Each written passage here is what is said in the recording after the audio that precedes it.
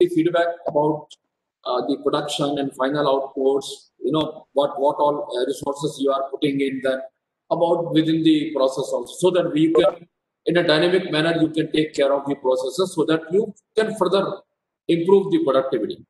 Then we first need to understand how do we define productivity, because the whole idea behind whatever techniques we have been discussing for last 4-5 days is about components that we learn in system engineering, industrial engineering, operations management.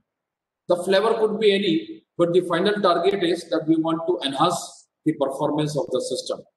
Maybe manufacturing system, maybe marketing system, maybe some particular system which may encompass all these functional areas. So we are looking for enhanced performance.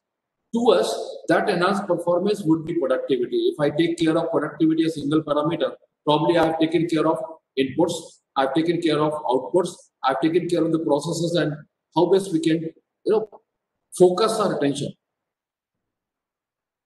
Few slides now onwards, we'll be talking about this particular gray box, wherein what process is taking place inside the black box, gray box, and then how best we can improve on this to enhance the productivity, which comes from some relationship between this goods and services and land, labor, capital management.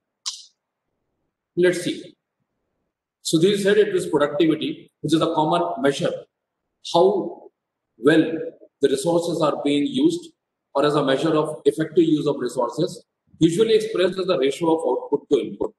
So we say that what output out of a system, a complex system, we are obtaining, and what inputs we have incurred into it. And something is going on in the gray box, and then we say the ratio of output to input. If I go back to the previous slide, so we are working about the ratio output to input, and to improve this ratio, we need to work on this particular gray box. How best we can make best use of these input resources. So output upon input is the productivity. Now, when we say productivity, then we'll define it further. We'll see what all measures are available. But before that, I've taken these slides from some researchers' presentation, a part of this. As productivity improves, so we say that the output upon input. So for enhancement of a productivity ratio, we say either your output is increasing at the same input. So input may remain same and output is increasing. Or else your output may remain same and you cut down your input cost. Okay. The third way out is you enhance your output at a higher rate than how your inputs are increasing. Then also your productivity is improving. So we say that parts per man hour, maybe if it is that particular ratio, then we say it is increasing. Okay, year 1, year 2, year 3, and we say productivity is enhanced. Now, if I see the sole impact on what we are doing is the cost per unit is decreasing.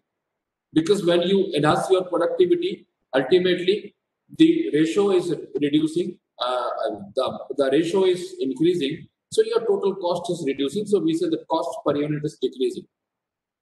But the another impact which is very important to us is the workers' annual cash compensation increases, because as you enhance productivity, as you work better on productivity, your accruals are going up, and that's how your workers' annual cash compensation increases. That is employees. When I say workers, it includes all the employees. So productivity enhancement under several impacts, but most important to us is reduction in cost per unit, while wages are increasing, and this actually lead to a better life standard for the employees.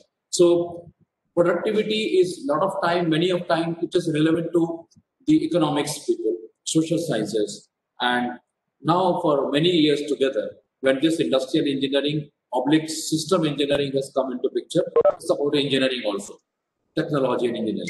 There are various measures of productivity. It's not so simple to complete productivity of any system.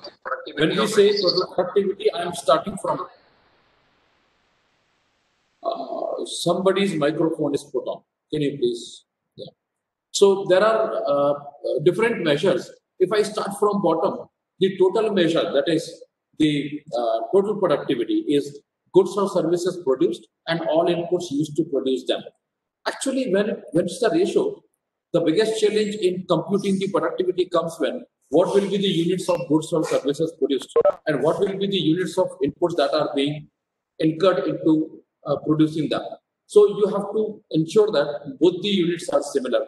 So normally we consider that the monetary units are used. So in case of our country currency, we say total output in terms of rupees divided by total input in terms of rupees. So be it material, labor, cost, or whatever inputs are there, we'll add up the monetary cost, and in the numerator we'll have goods or services produced and sold out. So that's how we can find out. Then we have multi-factor productivity. So multi-factor productivity is wherever we consider more than one input resources at a time, and that, so we say output upon labor plus machinery and output upon labor plus capital and energy. That can be, typically we have land, capital, material, money, energy. So these are the inputs. So multi-factor measures are then found. Partial measures, we talk about productivity of the particular input, a particular resource. So suppose if I want to find out the labor productivity, is the output divided by total labor input. So we say, what is the total output per unit labor? Similarly, per unit machine hour. Similarly, per unit input into capital. Similarly, per unit energy consumed. So this is how the three measures are known. Further elaboration, labor productivity is normally units of output per labor hour, units of output per shift, maybe value added per labor hour, can be explained by any of these two.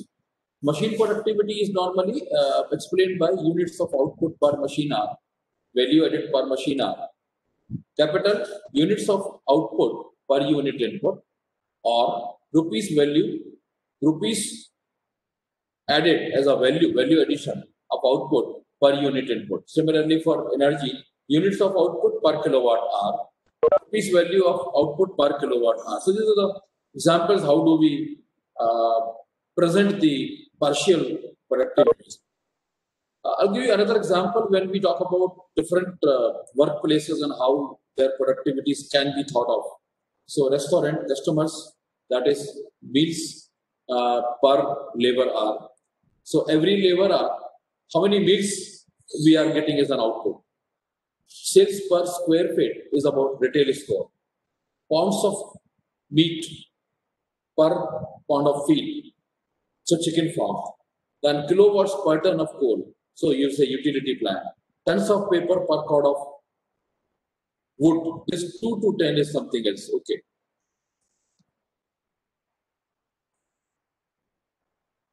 If we measure productivity growth, then we need to understand how do we, ensure. How do we ensure the measurement of productivity growth? The moment we talk about, enhancement in productivity, then we have to check whether we are going above that or not. So productivity growth is current productivity minus previous productivity divided by, as usual, we say the growth in any parameter with the current productivity. Suppose if this year productivity was X1, last year it was X, so X1 minus X divided by X multiplied by. Productivity growth is the key factor in the country's rate of inflation and standard of living of its people. This background of productivity is a small background. In fact, productivity in context of economics domain, in context of social sciences domain, in context of techno-managerial background of base, the perception would be different. But finally, you are checking in the same thing. Today's session, we want to see the whole work system, the whole process system in such a way that finally contributes to productivity enhancement. And that's how we need to understand through a schematic. Now onwards, whatever diagrams I have used, they are taken from International Labour Organization, published a book termed as Introduction to Work Study. Is the most popular book in work study. And that is the original book for industrial engineering people and work study people. However, there are many more books came up like Barnes than many other authors have published. But still, if you go back, you'll find that ILO published book is served as the origin of work study because that's based on international labor organization reports and publications. So, with that courtesy to ILO published this introduction to work study, as we were discussing about that, there are outputs, there are some process going on inside the box, and there are inputs. The inputs are land building, material, plant, machine, equipment, energy, human resources. Before I proceed further, I had curtailed down my session from 1 hour 30 minutes to 30 minutes only. Reason being, we had been hard pressed by one of the Sahaj Yoga organization who used to conduct yoga and meditation. So I'll complete my crux of the subject, and the related material I'm going to send it on email and WhatsApp group so that you can cover that whole topic of work system design.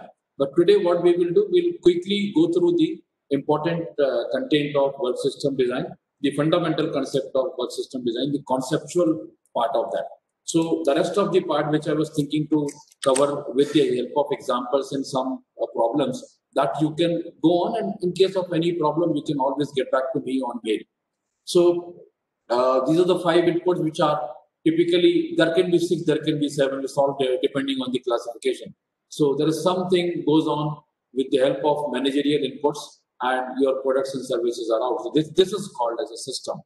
This is called as a system. So this system, we need to see and intervene somewhere here.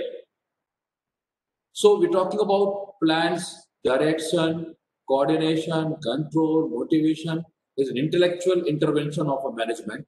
However, there will be resources like this, land building, material, plant and machinery, energy, human resources, etc., how best are being used with the help of this intervention of intervention of management. Fine. If we go further, any work system, how do you actually measure its efficiency? How do we see that whether it is working well or not? So we say we have to work not only for the whole system, not only for the whole product, but we go and break the whole work production, the job production, into small elements of work, and those all small elements are then checked for 2-3 things, which are the important things. Say, for example, 2 terms are coming in here. One is work content, and another term which I am going to show you next time. Work content, which is divided into 2: basic work content and excess work content. What is work content?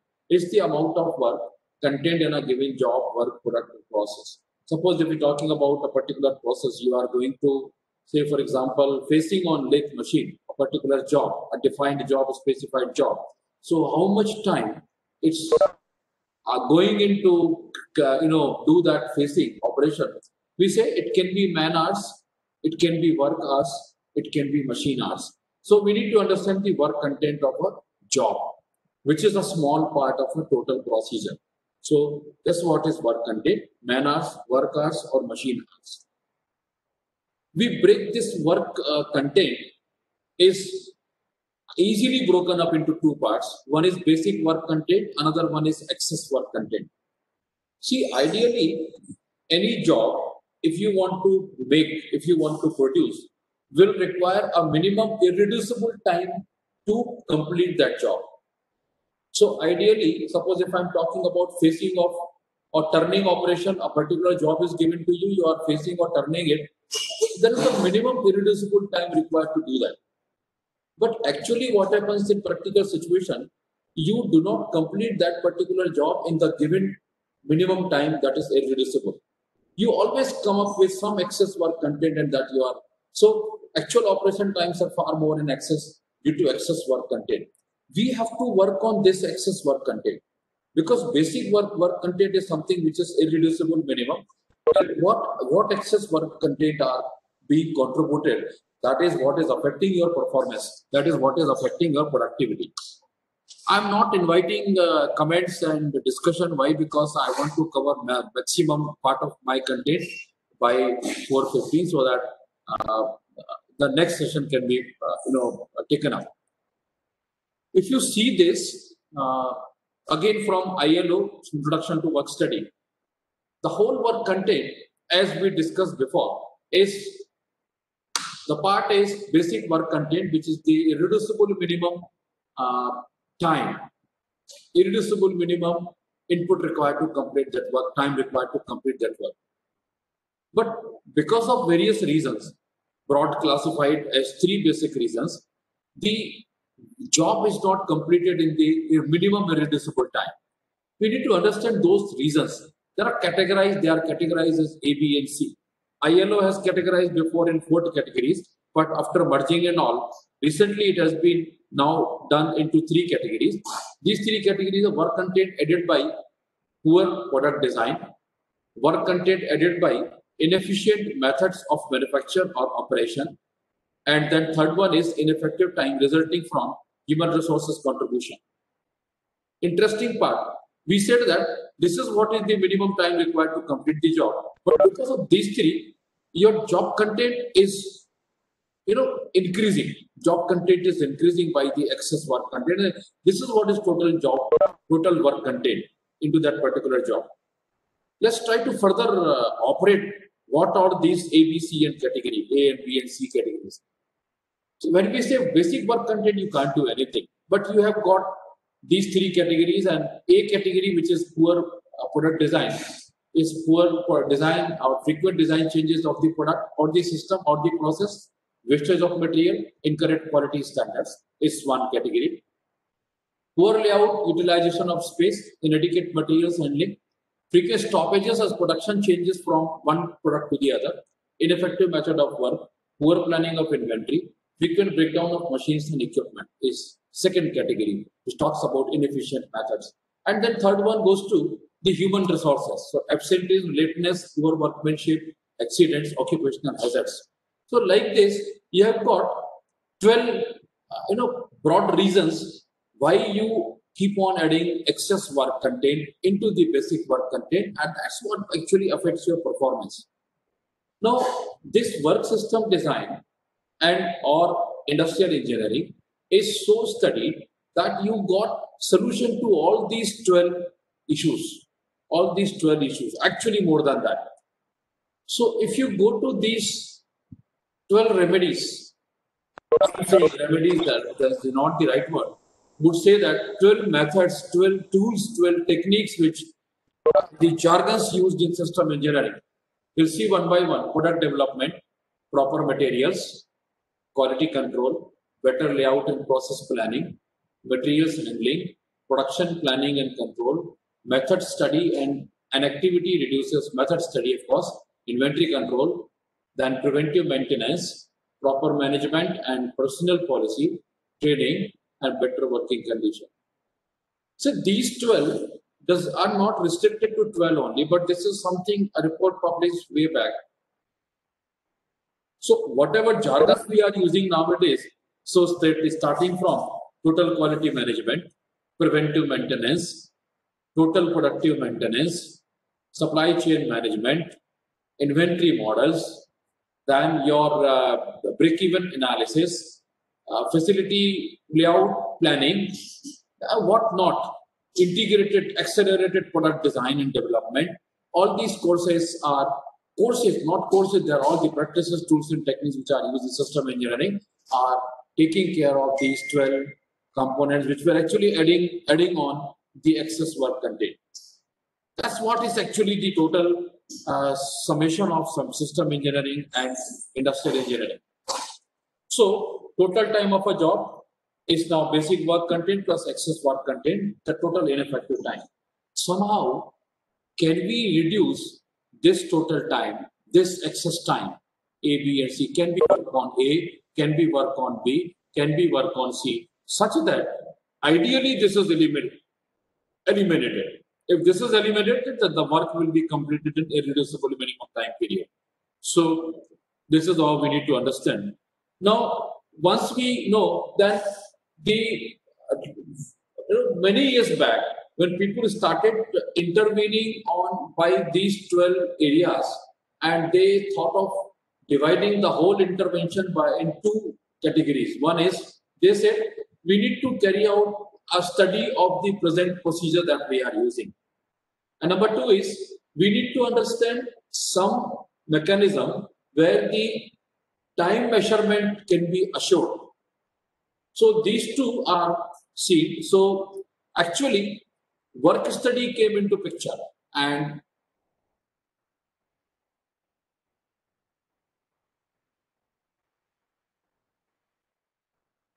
yeah, there's a term came in at this point of time to take care of these 12 broad categories that are contributing to excess work content, was termed as work study.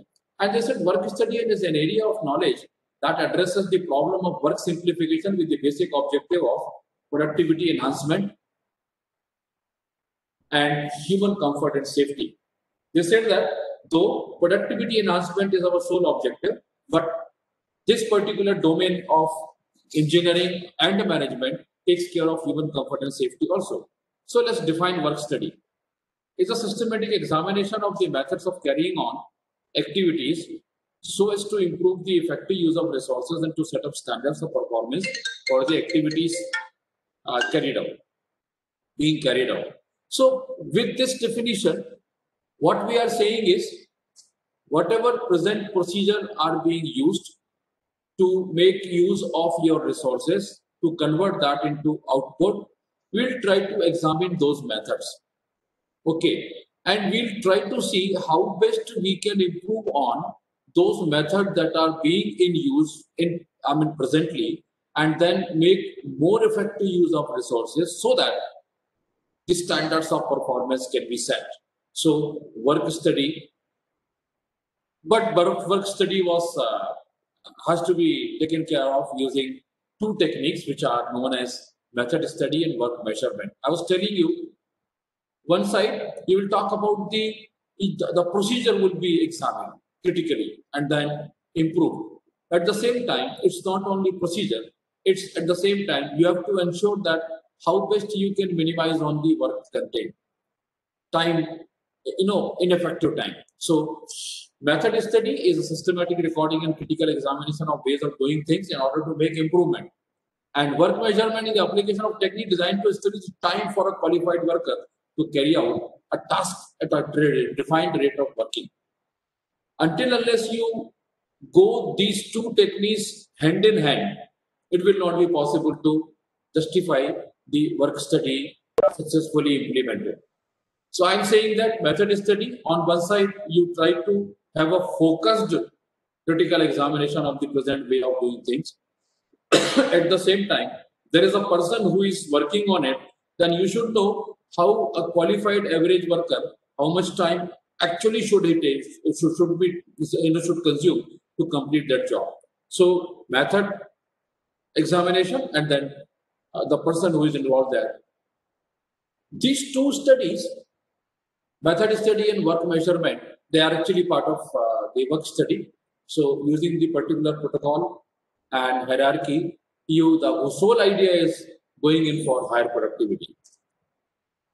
We see that there is a direct relationship of the work study between work study and productivity. So this becomes very important.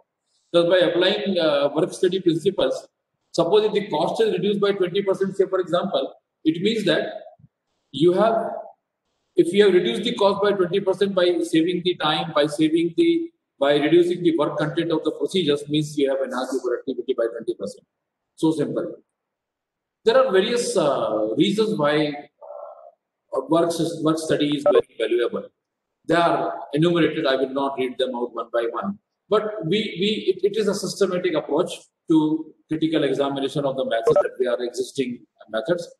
Then once we investigate and develop a new solution, so this is very important, raises the productivity, sets the performance, effectiveness of production planning and control depends, contributes to human safety by providing safer methods of work and allows for better working conditions. Application starts before saving immediately and continues till the operation completes. It can be used everywhere, be it industrial or non-industrial. It is easier, relatively cheaper in its application. Excellent weapon for starting an attack on the inefficient system. So normally we say that, say your office is not productive. So instead of saying that, can we critically examine the uh, you know part components of the procedure that have been taking place, and then you submit a report saying that this is what is your actual time consumption on a particular job, and this is what should have been, and these are the way out. If you improve your methods, you can do this. That's true that it's applicable to almost all kind of scenarios. But WS specialists should apply it very tactfully because the workers usually remain non-cooperative. I remember I send my PAMTech scholars sometimes to industry people. Maybe one or two scholars are attending this course. They'll get back to me because saying that the industry professor is saying कि वहां पर गए तो industry वाले ने कहा कि आप विजिट कर लीजिए and wherever you find a scope, you can carry out the method study or work study and submit the report. But please take the workers into confidence. The workers never cooperate. They always feel insecure that today I am set on a particular way of doing things, and tomorrow if any changes are coming, then I'll be in soup. So I'll be in difficulty to carry out those same things by a different method. So these are the things which we need to take care as a WS consultant before we implement. So we need to apply tactfully. Then there is a protocol to apply work study to any problem area. So you normally select a job for conducting the work study. Selection is very important because there are three criteria on which you select a job. Can be economic criteria, can be human consideration, it can be technological criteria. So you see, there are in your shop floor, suppose you are asked to go to a shop floor and conduct a work study project, then you have to be very careful. Out of 50 available procedures, which procedure you would like to select for carrying out a work study process. So you will pick up which is the highest profit-making proposition, so economic consideration. You will pick up the particular procedure when technology is a challenge, so the technology criteria, and then human consideration. So taking all these considerations, we select a job. We record the present methods. There are techniques to record. Maybe I will not be able to cover those techniques, but you might have heard different charts and diagrams, then different methods to record on a typical prescribed formats. So the work study men go and using a stopwatch, using a measuring tape, they keep on recording, and then that recorded information about the present method is critically examined. When I say examine, mean you have to critically examine what is the importance of the sub-steps that you are making use of. So you will always keep on critically examining by questioning, critical questions. Why this person is doing it? Why only this sequence? Why only this material? And so on and so forth. So when you challenge it, putting a question, shooting a question, that the reply will tell you whether you have a better person to do it, wherein less time will be consumed. Do you have a better material to replace this material, wherein cost can be saved, and so on and so forth. Then you develop the new procedure, one amongst the given options, you pick up the best one, and then you develop that, define the new method, install it, and then you ensure that it is maintained for all through its life till the next work study teams come and the standard practice is established. This is what is again explained. There are various recording techniques based on, there are charts based on sequence, so outline process chart, flow process chart, two-handed chart. I may not be able to go in detail, but I have got these slides ready with me. I am going to share with you after the session. Then based on time scale, so multiple activity chart, simultaneous motion chart. You have a lot of diagrams available wherein you can always plot the diagrams. So it's a, it's a model of the real situation. So you may use flow diagram, string diagram, table chart, cycle graph, chronocycle graph. Then let's see quickly what is operations flow chart, flow process chart is. I think I have to check if the people from Sahajyog have joined. Just can do I have the expert from Sahajyog meditation?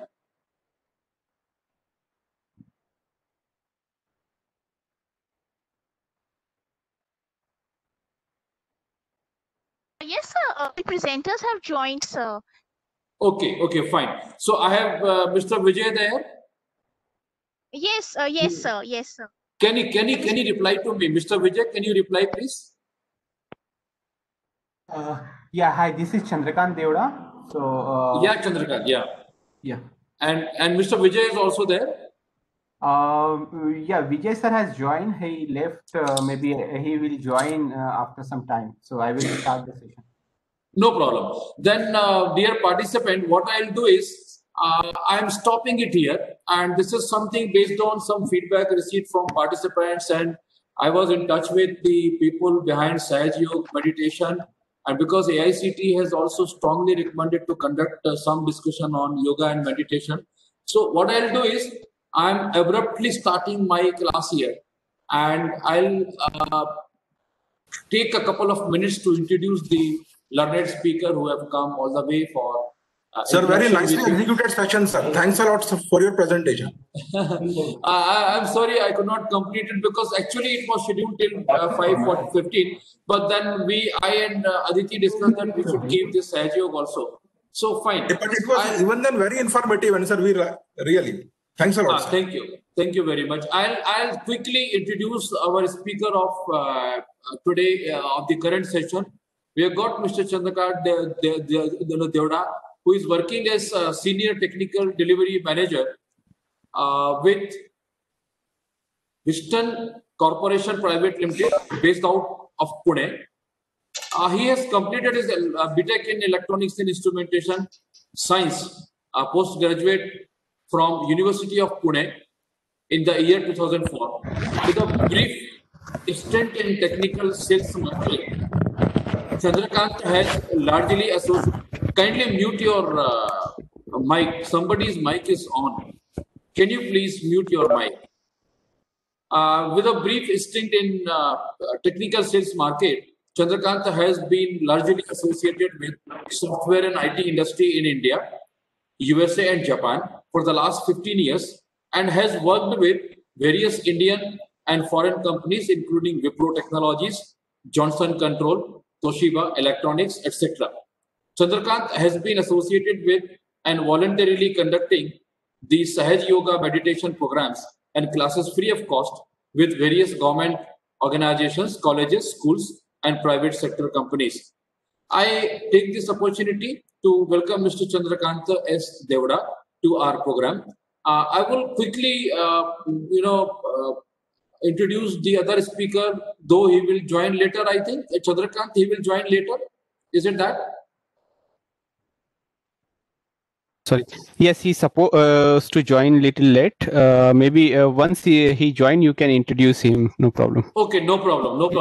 Then I'll welcome Aditi, who has coordinated all this interaction and made me to accept the invitation and curtail down our program and accommodate this particular very, very important talk with you, with our participant. Thank you, Aditi, for intervening in between, and your persuasion only made it possible. Thank you very much. We thank you, sir. We thank you, sir, for the session. Yeah, so I will not come in between the Sahaj Yoga meditation and the participants. The participants are attending this course since 28th of September, and they have shown a lot of interest. We had one interaction in between, and this is the second talk on Sahaj Yoga and meditation. So we'll request Chandrakant Devda ji to please start your interaction on Sahaj Yoga meditation. Participants will get back after this session. Don't leave the meeting after this session. We have some important announcement. Fine. Thank you.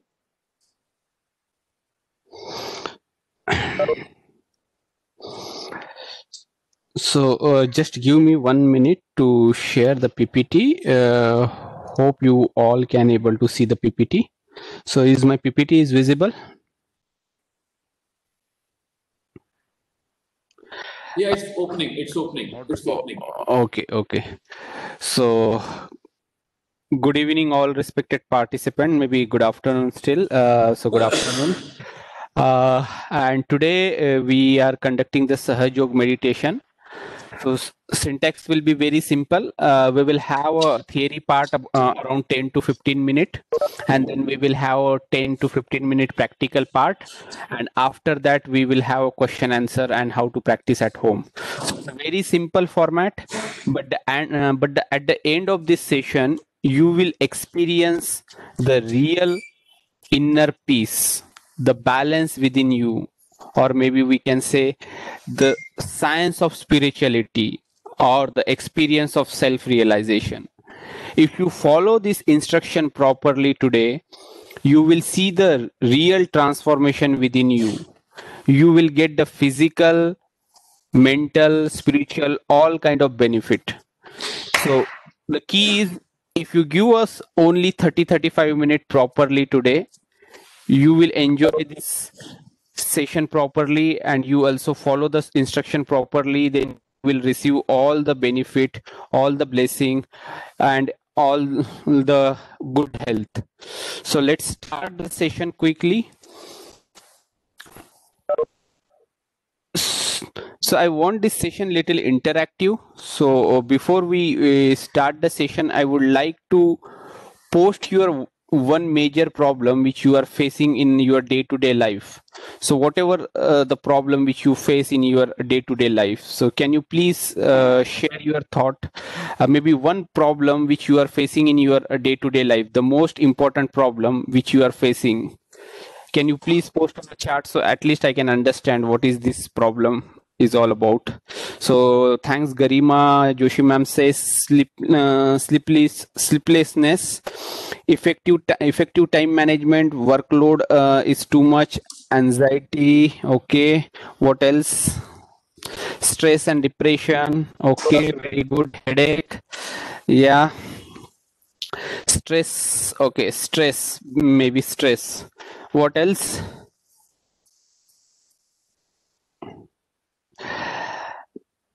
Okay, backache, fear.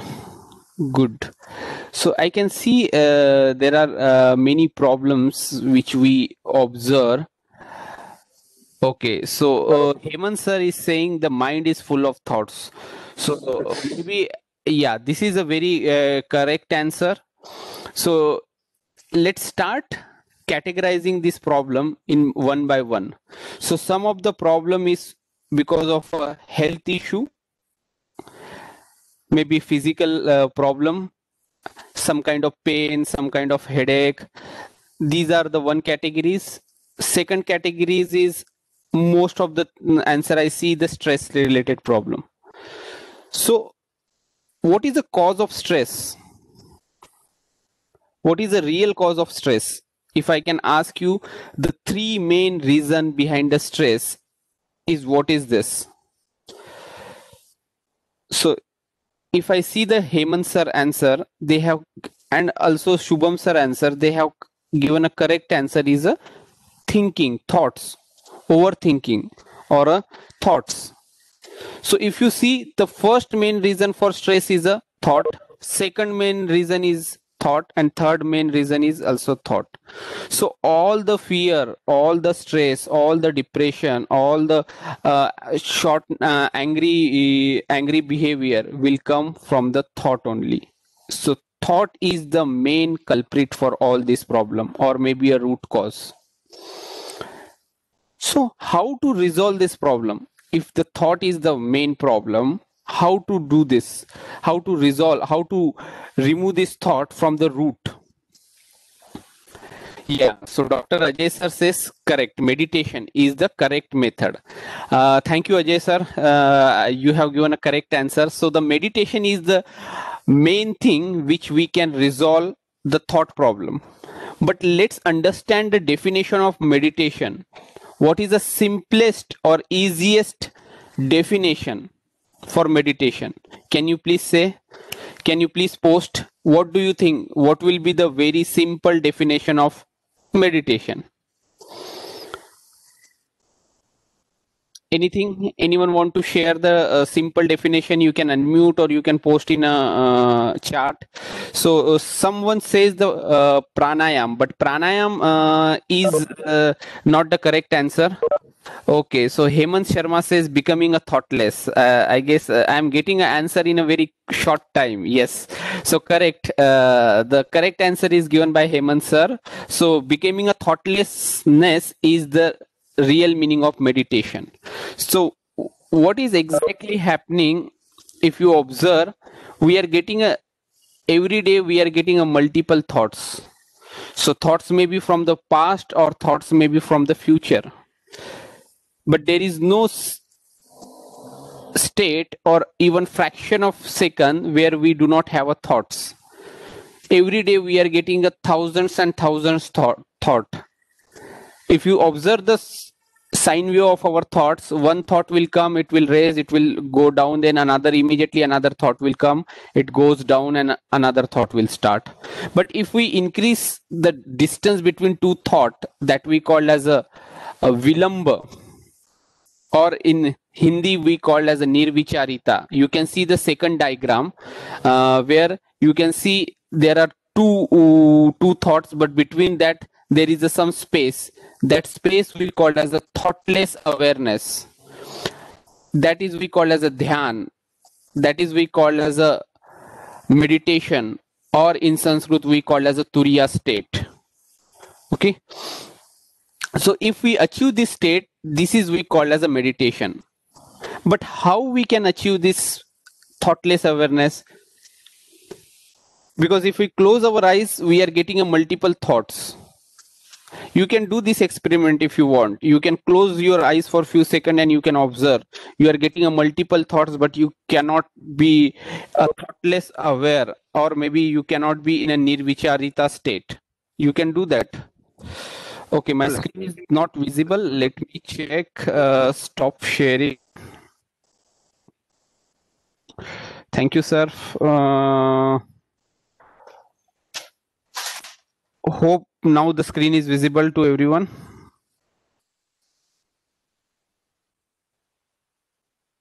It is still not visible? No, it's opening. It's opening. Okay, okay.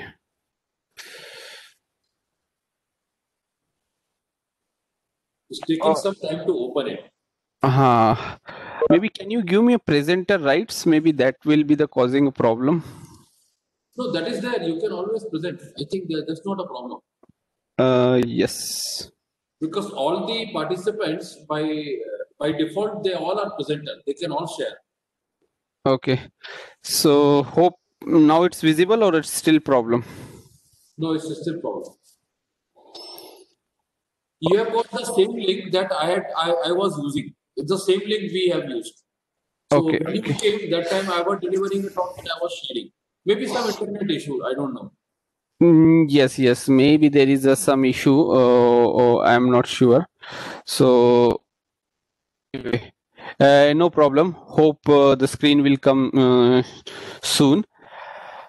But this is what about the meditation is. It's nothing but the vilamba between two thoughts, or we can say that one thought will come and then there is no thought and then another thought will start.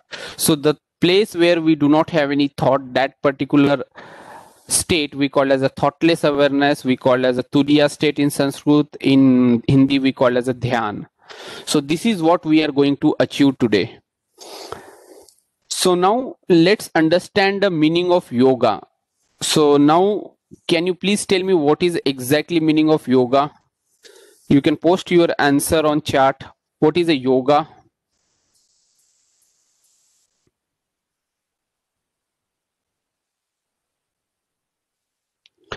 Whatever you know about the yoga, maybe you can share.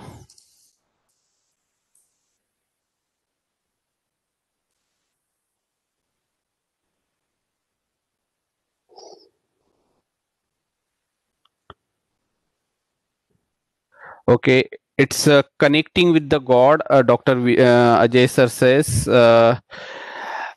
It is, yeah, you are right a little bit. Physical or mental exercise, no, not right. Physical and mental exercise body, that is we call as yogasana actually. To know yourself, yoga is connecting with inner energy. Okay, yoga is, yeah, you are a little bit right. Yes. toning of mind and soul. Okay. What else? What do you think? What will be the meaning of yoga?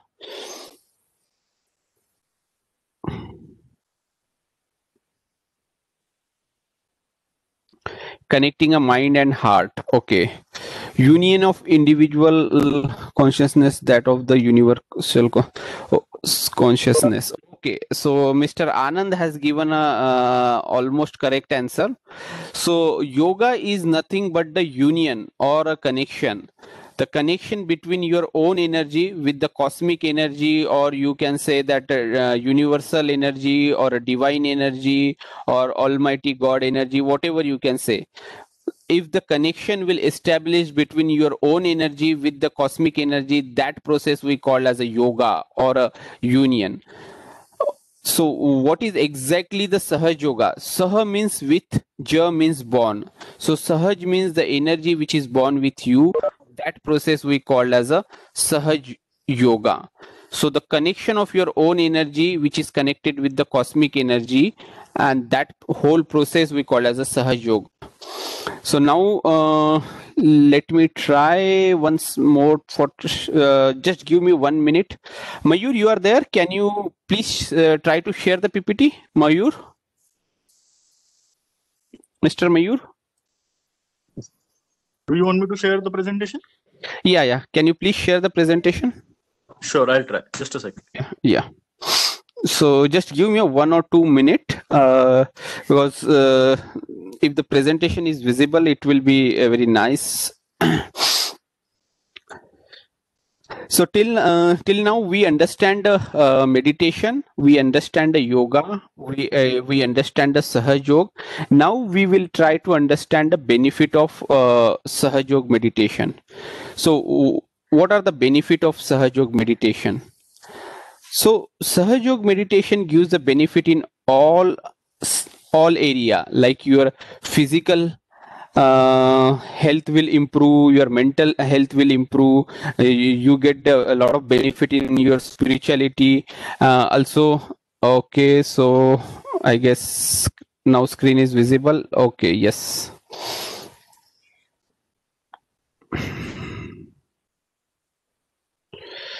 Okay, go to next slide. Next slide.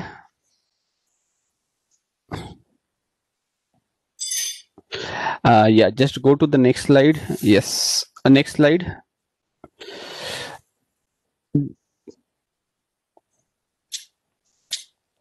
Next, you go to the subtle system.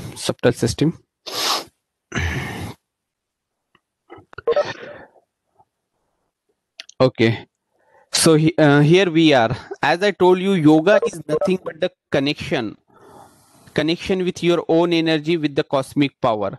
So where is that energy? If you observe properly, in your spinal cord at the bottom there is a triangular bone. That bone we call as a sacrum bone. Inside that sacrum bone there is a circular form of energy which you can see as a kundalini.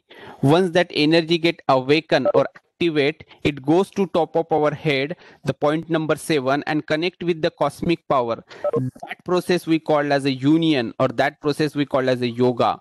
Once this yoga is established, we get the thoughtless awareness, and we can do the meditation effortlessly. We don't require to put any effort. Just doing once this yoga is established, we can get the thoughtless awareness. Okay, so in the chart you can see the 3 nadis. Left side, which we you can see in a blue color, which we call as a left sympathetic nervous system.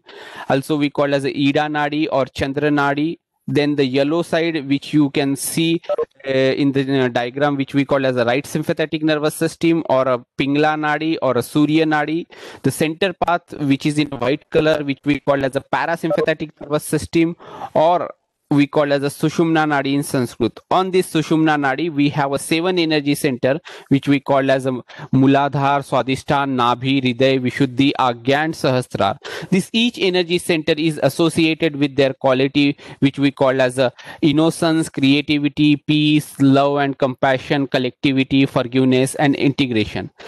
So you can go to the next slide. So what is Okay, you can go to the next slide. Next slide. Okay, so these are the left side. You can see their Sanskrit name, which I told you there are 7 energy center, and right side is their scientific or medical name. So what is a disease? Disease is nothing but the imbalance in your energy center or the nadis. If there is an imbalance, then this you get the different disease. Why you get the imbalance? Because if you use excessive use of your particular body organ or particular channel or particular energy center, then you get the imbalance, and this imbalance is directly proportional to the different problem in our body. For example, if there is an imbalance in the Nabhi chakra, you get the problem of digestion, or you get a lot of problem related to stomach. You can go to the next slide. So this is a small animation which we can show you. If you observe this animation properly, here this is our body. As I explain you, in this body we have 3 channel and 7 energy center. So this and the triangular bone, there is a kundalini. Once this energy get activate, in the practical part, this energy we will activate, and that process we call as a self-realization. Once this energy is activated, it goes to the first energy center, which we call as a Muladhara chakra, which nourish the Muladhara chakra and manifest the quality of Muladhara chakra. Then it goes to the second energy center, which we call as a Swadhisthana or aortic plex. Basically, this generate the gray cell for our brain. That is a food for our brain. Then it goes to the Nabhi chakra. Then after Nabhi chakra, it goes to the Hriday chakra, and from Hriday chakra it goes to the Vishuddhi chakra. Vishuddhi chakra is located at the throat. It control our ear, nose, eyes, and different other body organ. Then it goes to the next energy center, which we call as Agya chakra or optic chesma, which is located at this particular point. If you are thinking too much about the past or future, this center goes in imbalance. And then last energy center, which we call as a Sahasrara, it reach to top of our head, and we feel a cool or hot breeze once this energy get activate, once the yoga is established, and then we feel the thoughtless awareness, nirvicharita stapit hoti hai. So once this nirvicharita get established, our body is completely relaxed that time. Whatever the breathing exercise is required for our body, it will happen spontaneously. No physical effort is required. So that is we call as a real pranayam. That time the real pranayam is also happened. So this meditation is the last breakthrough in human evolution. So you get a lot of benefit. The whatever benefit you get from the yogasana, whatever benefit you get the pranayam, you will get much more benefit with the meditation, because the meditation, it will relax each and every part of your body from internally and externally, and all the nervous system, all the blood flow get open, all the blockages get resolved, all the imbalances will cure, all the disease will cure. That is why your stress will reduce, your anger will reduce, you can control on your brain, heart, emotion. This all thing can happen. Right now what is happening, your brain is going in one direction, your heart is going on your another direction, and your body is going in another direction. And whenever you are attached with someone, then there is a emotional behavior. So these are the 4 direction we are always running on this 4 direction, and that is why the decision making is little difficult. And because of this 4 direction, our all the behavior get changed. But when we do meditation, we integrate all these things. We have a full control on our brain, our body, our emotional things, and then we can take a right decision, and we are very peaceful person. So let's go to the next slide, where I would like to introduce you the founder of Sahaj Yoga, that is Her Holiness Shri Mataji Nirmala Devi, or we call world known him as a her Holiness Shri Mataji Nirmala Devi or Dr. Shri Nirmala Srivastav. She is a doctor. She combined the spirituality with the science and discovered the Sahaja Yoga meditation technique in 1970. After that, she traveled across the world, educate the people. Today, millions and millions people are benefiting from this technique. She received a numerous award for this technique. She always think that this is your own energy, or because of your own energy we cannot charge any money. So this is Sahaja Yoga is totally free across the world. You can go in any city, any state, any village in the world, you will find a free Sahaja Yoga center. There is no hidden charge today, tomorrow, or in future. So this is the most practiced Sahaja Yoga in the world. If you see in the today's scenario, the most practiced Sahaja Yoga in the world is the most practiced yoga method in the world is Sahaja Yoga. So maybe you go to the next slide. What is unique about Sahaja Yoga? The uniqueness is like you can be your own doctor, because once your Kundalini energy get activate, it nourish all your problems, it resolve all your problem. And because of this different energy, this different energy center is associated with the nervous system, and this nervous system is mapped on our palm. So if you have any problem in your body, you can know by just understanding the cool or hot breeze on your palm. So once your Kundalini energy get activated, you start getting a indication on your palm with the cool or hot breeze. That is how you can be your own doctor. So if this concept you didn't understand right now, maybe you can consider that this as a hypothesis now, but maybe once we do the practical session, you will understand this scientific thing once you start feeling the cool or hot breeze. This is completely natural technique. There is no side effect. It's a very scientific technique. You don't need to go on any blind faith. It's a very spontaneous, no physical effort is required, and it's a living process. So now we can go to the practical part. So let me Advocate Aditi, you are there? Yes, sir. Yes, sir. Okay. You want to take the practical part? All right, sir. All right, sir. Okay.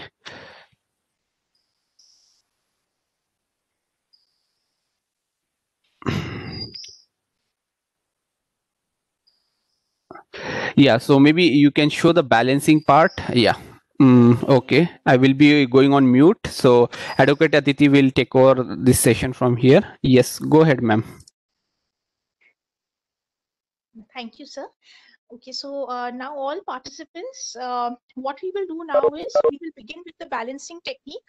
So for the balancing technique, first you can see in front of you on the screen, there are two diagrams. There is in the first one which says clearing the left side, you can see the person sitting on the chair. He has placed his left hand on his lap. For clearing the left channel, what we have to do is we have to keep our left hand on the lap, and right hand, like you can see, it's facing the palm is facing the ground. The right hand will just hang down towards the Mother Earth, and the palm will face the ground. Okay.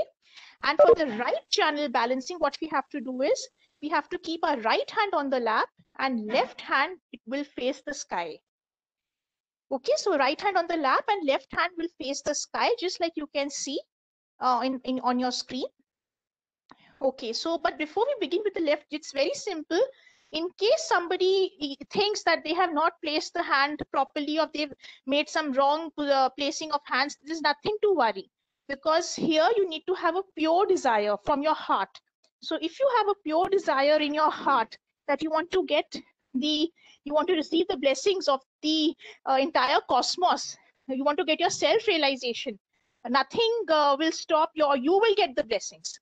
Okay. So, but we will now begin. But before beginning, another thing I would like to say is that it is best if you can have direct contact with the Mother Earth. Like if you can sit on the Mother Earth, it will be wonderful. And if you're not able to sit on the Mother Earth, you can sit on the chair, no problem. So you can sit on the chair and you can keep both your feet on the ground. Like if you're wearing your shoes or slippers, In case you're at home, you can remove your shoes and slippers. Of course, if you're in the office, then there's no problem. You can be with shoes and do this. It's absolutely fine. And if you're at home, you can directly keep your feet on the Mother Earth. Why? Because the Mother Earth, the ground is also called as the Mother Earth. So it has like we all know, it has the gravitational pull. So the gravitational pull is, like we know, is not a small thing. It's a very big blessing of the divine power.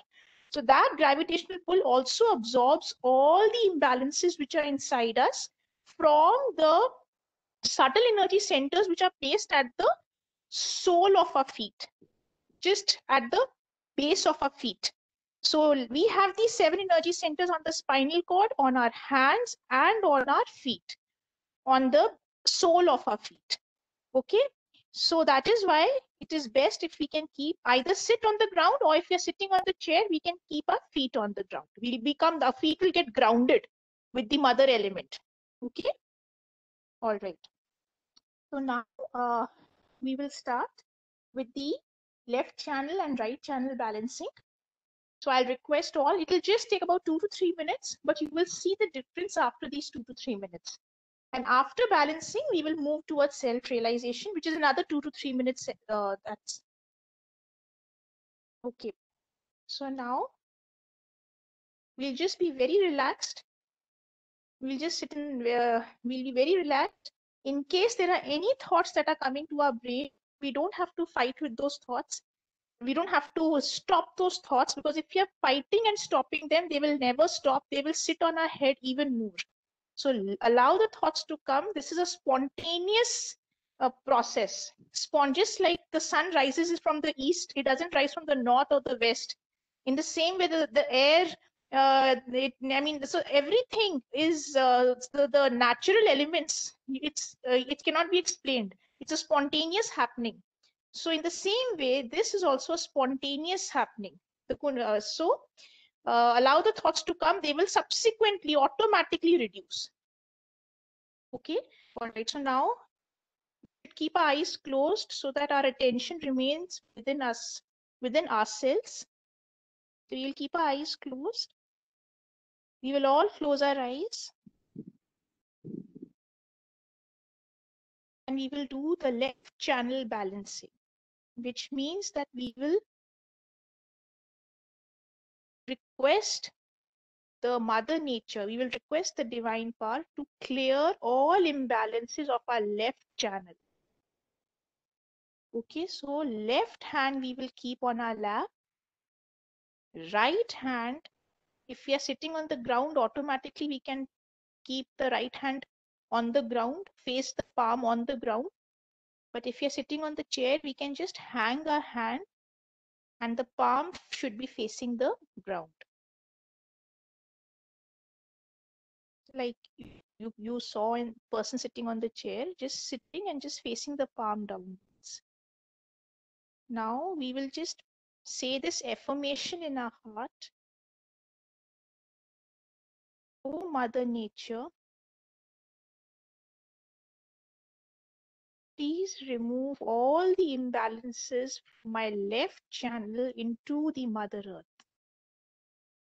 From our heart we will say this. Oh Mother Nature, please remove all the imbalances of my left channel into the Mother Earth.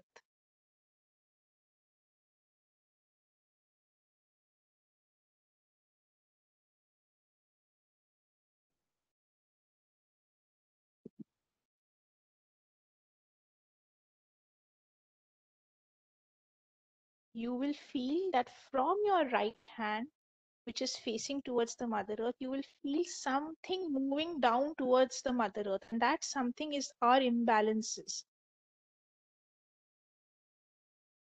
which are inside the left channel. They are getting removed through the right hand. We will again say one more time. We will say this from our heart.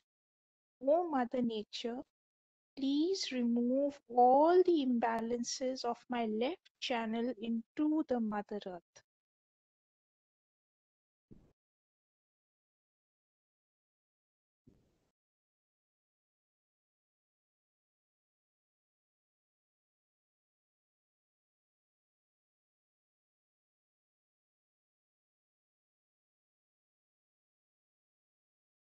Now we will do the right channel balancing. So for right channel balancing, we will keep right hand on the lap and left hand towards the sky.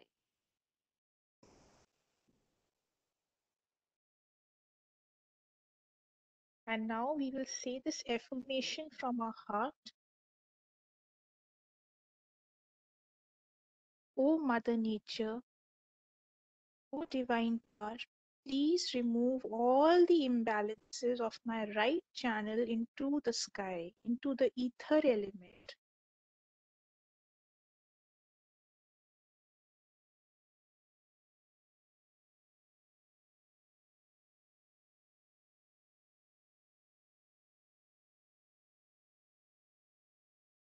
O Mother Nature, please remove all the imbalances of my right channel into the ether element, into the sky.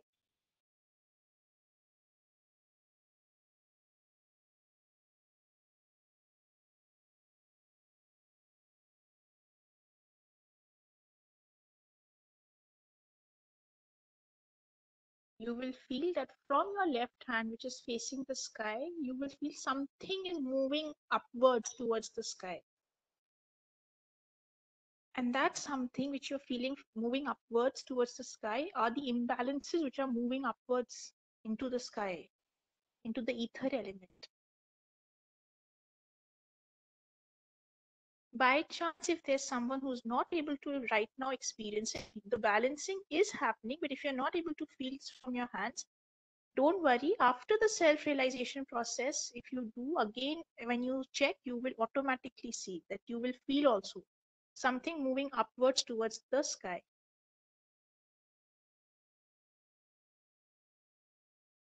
One last time again, we will say, O Mother Nature, please remove all the imbalances of my right channel into the sky element.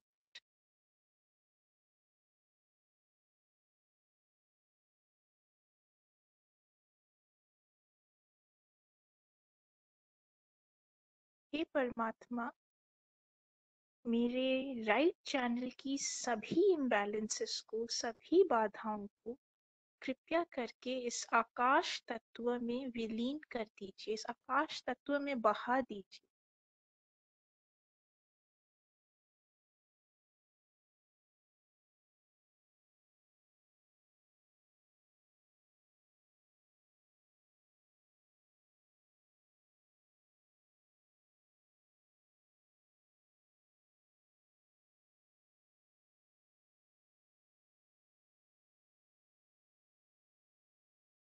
So now slowly we'll open our eyes and both hands now we will keep on our lap. Both the hands comfortably we'll keep on our lap and we'll open our eyes. So right now what we did was the clearance of our left channel and clearance of our right channel. Okay. So like you know now that left channel, if somebody is in the past, very lethargic, thinks about the past all the time, feels depressive, feels very drowsy, sleepy, that means left channel has become weak. And right channel weak, like you were told again, like futuristic, all the time planning, thinking, doesn't have time for one own self, all the time working, workaholic, extreme workaholic. So that means right channel weak. But once we do the left channel balancing and right channel balancing, automatically the left channel and right channel will get cured automatic. This is spontaneous. It's a spontaneous mechanism. Okay, now we will move towards the self-realization process. So now that we are now self-realization process means awakening of the Kundalini inside us. Now the Kundalini is also known as the divine power, and now people respectfully to the Kundalini, they call it as the divine mother, because Kundalini is, Kundal means coils. So Kundal means coils. So this Kundalini is 3.5 coils inside every human being. So whether we are Hindu, Muslim, Christian, anyone, or whether we are from any country, any part of the world, we all have this in our sacrum bone. Sacrum bone is at the base of the spinal cord of every human being. Medical term is the sacrum bone. It's a triangular bone called as sacrum bone, and Kundalini is inside that. So whether we say Kundalini or we say 3.5 coils or we say divine power, divine mother, it means the same thing.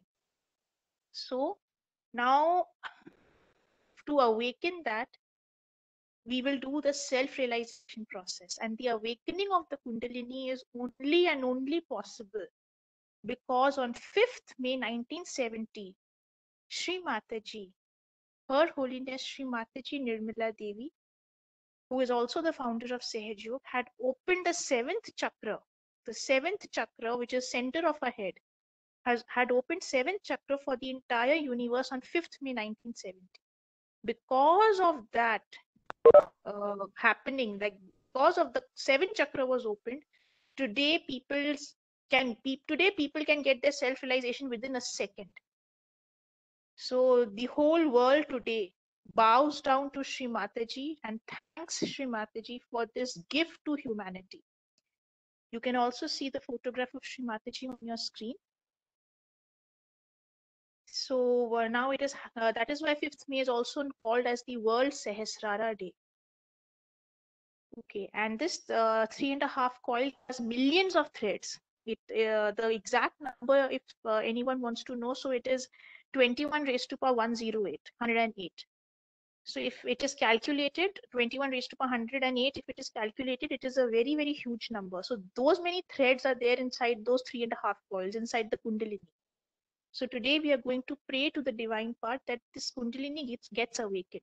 And the first blessing that happens when the Kundalini of any person gets awakened is this, that person gets blessed. Whatever blessed means, when the Kundalini rises, whatever blockages or whatever imbalances or whatever problems are there in 7 energy centers inside our spinal cord, when the Kundalini rises, it cures them.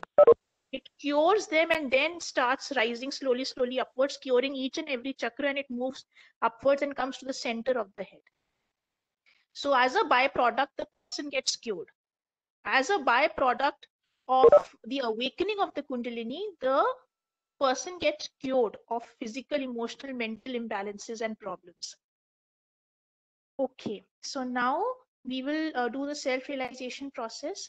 And just 2 things before we begin with the self-realization process. They are very important for everyone. So 3 things actually. There are no conditionings in Sahaj Yoga except for 3 things. First is we have to have a pure desire. If we have a pure desire, then it is the best because it cannot be forced on anyone. If we are seeking power and money, then self-realization is not for us. But if we are seeking the truth, if we are seeking the meaning of our life, why are we there on this earth? What is the meaning of my life? If any one of us has had this question ever in our life, then self-realization and Sahaja Yoga is definitely for you. And so this is the first thing. We have to have a pure desire from our heart that we want to experience this. The second thing is that we don't have to feel guilty for anything. Because if we are the pure spirit, you must have heard many times that we are not this mind, we are not the body, we are not the emotions, we are not the intellect, we are not the conditionings, we are just the pure spirit. So if we are the pure spirit, then the pure spirit makes no mistake. The pure spirit is not guilty. If somebody has made a mistake, maybe it is under the influence of something, of some external element. It is the influence of someone, of some idea they got from somewhere. But the pure spirit has not made the mistake. That is why we don't have to feel guilty for anything. And the third thing is that we have to forgive everyone. Because when we forgive, it is very easy for the Kundalini to rise above the 6th chakra. 6th is the center of forehead, where the bindi is put. So it is the center of forehead is the 6th chakra. It is also called as optic chiasma, like you were told. And so if we are able to forgive everyone 100%, the Kundalini, it's very easy for the Kundalini to rise above the 6th chakra and come to the 7th one. And if this happens, you will be blessed much more. And as it is, we know that whether we forgive someone or we don't, it is a myth. But if we are forgiving, we are not doing something great. But if we are not forgiving, then we are only having the headache. The other person who might have done some wrong to someone is living that person's life in whichever way, but the person is living that person's life. But the person who keeps thinking is always having a headache. So best is that to forgive, and obviously the divine will look after you. Okay. So now we'll begin with the self-realization process. So the first step is, in all the 3 steps, the left hand will remain on the lap. And because left channel is the channel where we desire, so left hand will remain on the lap. We will make a desire to Mother Nature, to our own divine power inside us. We refer respectfully to the divine power as Mother, as the divine power, as the divine Mother. So that is why left hand on the lap always, and right channel. Right channel is the channel of action. All activities are controlled by the right channel. So now, that is why first step, we will keep the right hand on the heart. Left hand on lap, right hand on the heart, like you can see on the screen. Second step will be same, left hand will be on lap and right hand will be on the forehead. And the third step will be left hand on the lap and right hand on the center of the head. So it's just a 2 minutes process. After this, you will get your self-realization. And yeah, so let's just begin with the self-realization process. And I'll repeat now, we all know the 3 steps. We will all close our eyes. We will all close our eyes. It's a very, very simple step, but this simple step will give you the greatest blessing of your life. So we will keep the left hand on our lap and right hand we will keep on the heart. On the heart resides the spirit. So left hand on the lap and right hand on the heart. We should keep eyes closed so that attention remains within us. And now we will say this affirmation from our heart. O Divine Mother, I am just the pure spirit. हे परमात्मा, मैं सिर्फ और सिर्फ एक शुद्ध आत्मा हूँ.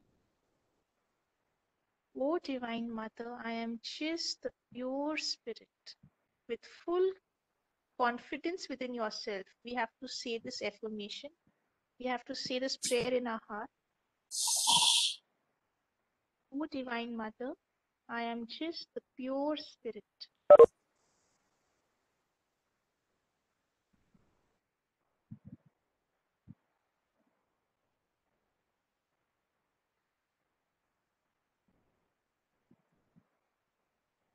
I am just the pure spirit. Now we will take the right hand on our forehead, left hand on lap, right hand on the forehead. We will bend the head slightly downwards. And now we will say this from our heart. O Mother Nature, I forgive everyone. And we just have to forgive everyone. We don't have to count who we are forgiving. We just have to forgive the whole world in one go. O Mother Nature, O Divine Mother, I forgive everyone. हे परमात्मा, मैंने सबको क्षमा किया. जिस किसी ने भी मुझे दुख पहुंचाया हो, मैंने सबको क्षमा की. मैंने आज अपने दिल से सबको क्षमा किया.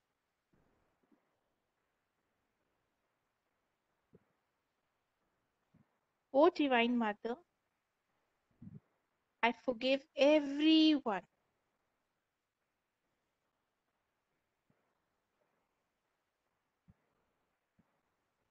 I forgive everyone. O Divine Mother, one more time we will say, I forgive everyone. मैंने सबको अपने हृदय से क्षमा किया. मैंने अपनी गलतियों के लिए अपने आप को भी क्षमा कर दिया. Now we will say one more affirmation. O Divine Mother, I am not guilty for anything. I am not guilty for anything.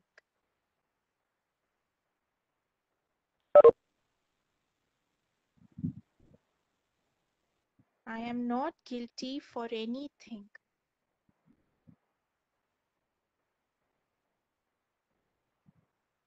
Now last step we will do. We will keep our right hand on the head, on the center of our head. We will keep the right hand on the center of our head.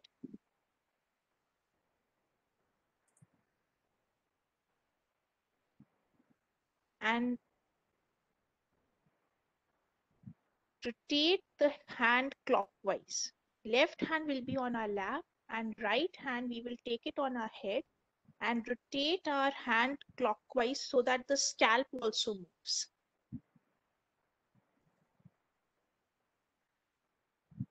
Left hand on lap, right hand on the head so that, and rotate the hand clockwise so that the scalp also moves.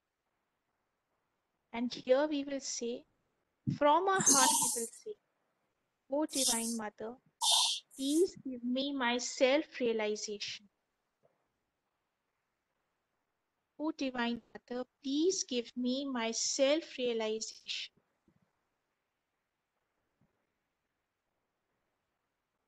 हे परमात्मा, कृपया करके मुझे मेरा आत्म साक्षात्कार दे दीजिए.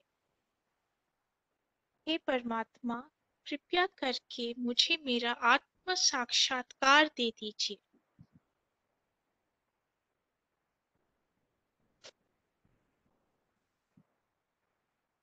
One last time we will say, O Divine Power, O Divine Mother, please give me my self-realization. Please give me peace and joy within me.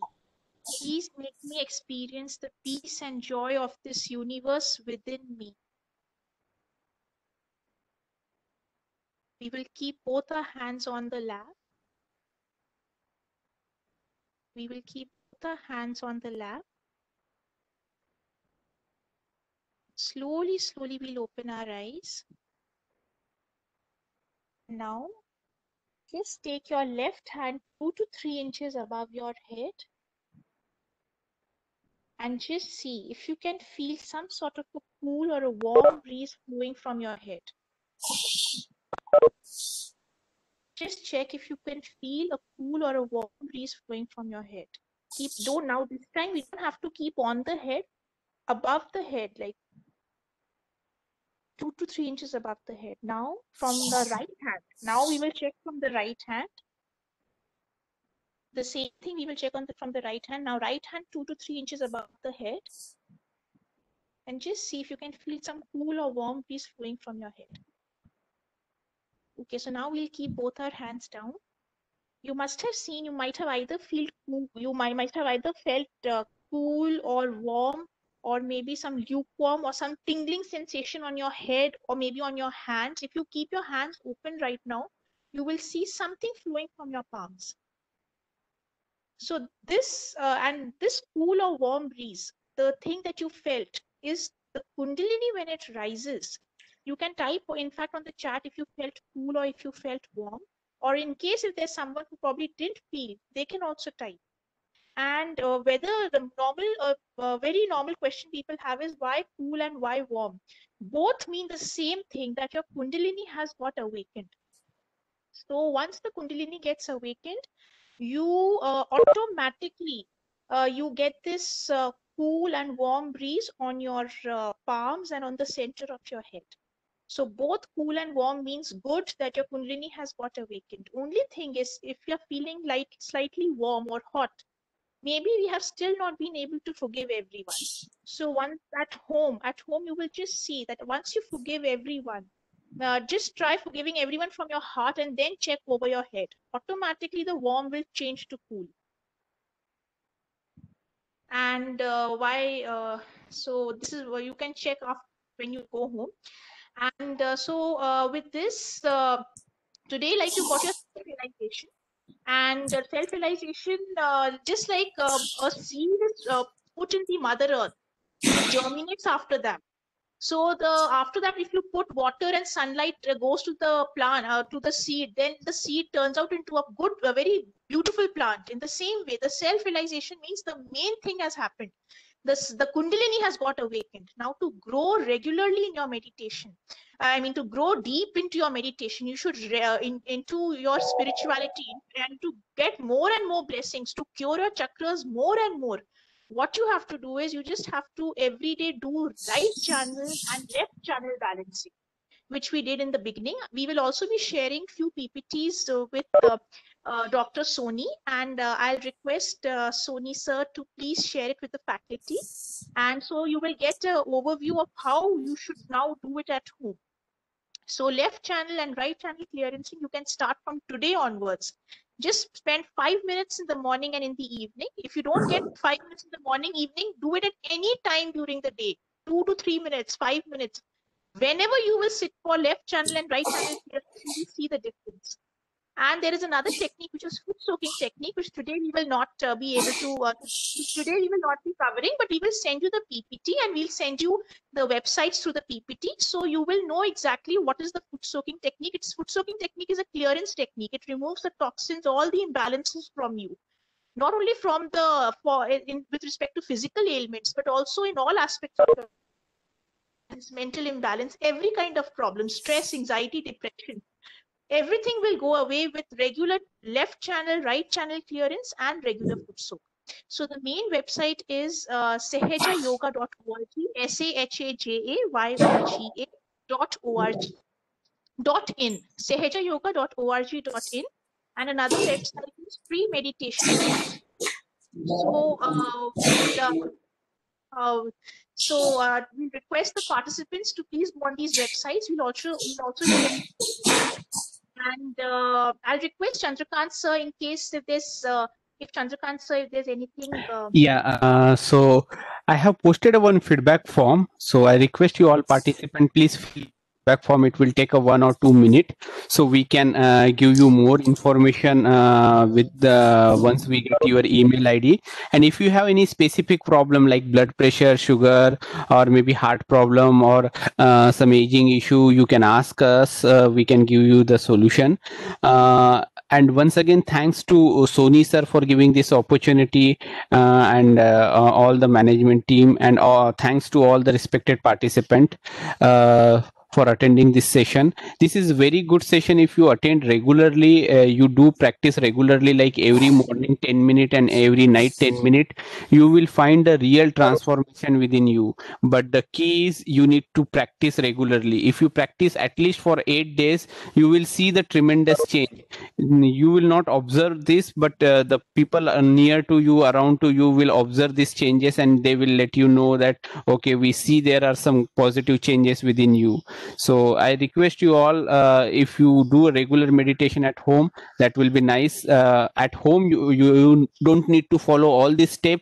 What you need to do is just balance your left side, balance your right side. The first part, which is taken by Advocate Atiti, that is the only thing you need to do that.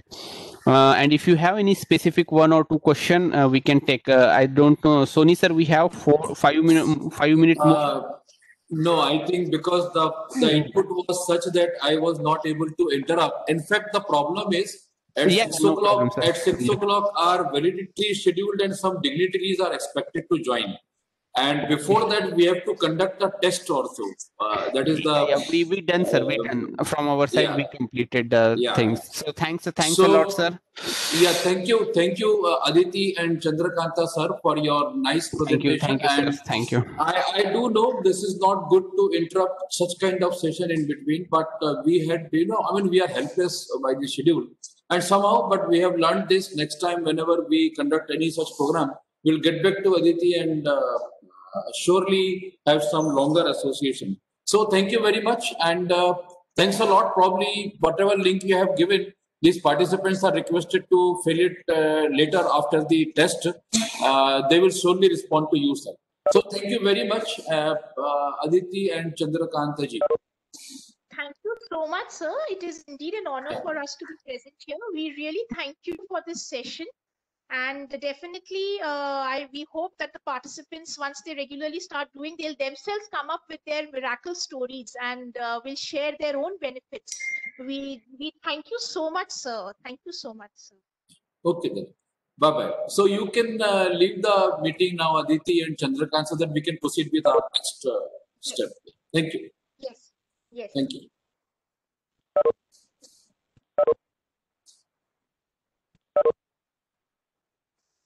Participants are writing the test, I hope. So it's fine.